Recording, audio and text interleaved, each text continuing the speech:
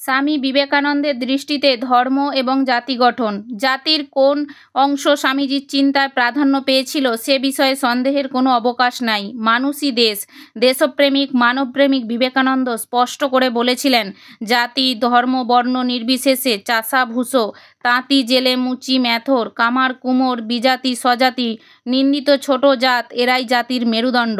এদের অবস্থার ওপর জাতির ভবিষ্যৎ নির্ভর করছে। এরা কাজ বন্ধ করে দিলে তোরা উচ্চবর্ণের লোকেরা অন্ন বস্ত্র কোথায় পাবি? বলেছিলেন, কয়েক সহস্র গ্র্যাজুয়েট নিয়ে বা গুটিকতক ধনী নিয়েই একটা নেশন বা জাতি গঠন হয় না। তার স্পষ্ট ঘোষণা, নেশন দরিদ্র জনগণের কুটিরে বাস করে, সেখানেই আমাদের জাতীয় জীবন স্পন্দিত হচ্ছে। স্বামীজি বলতেন, এই দরিদ্র পতিতদের পালাবার কোনো রাস্তা নেই, উঠবার কোনো উপায় নেই, তাদের কোনো সাহায্যকারী বন্ধু নেই, তারা দিন দিন ডুবে যাচ্ছে। জাতির এই দুর্দশার জন্য ধর্ম নয়, মানুষই দায়ী। স্বামীজি বুঝেছিলেন ধর্মের সঠিক ব্যবহার হচ্ছে না।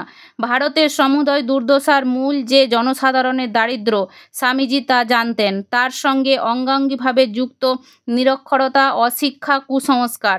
মানুষের এই যন্ত্রণা দেখে বেদনাদীর্ণ কণ্ঠে স্বামীজি বলে উঠেছিলেন, তোমরা কি প্রাণে প্রাণে অনুভব করিতেছ? কোটি কোটি লোক অনাহারে মরিতেছে, কোটি কোটি লোক শত শতাব্দী ধরিয়া অর্ধাসনে কাটাইতেছে।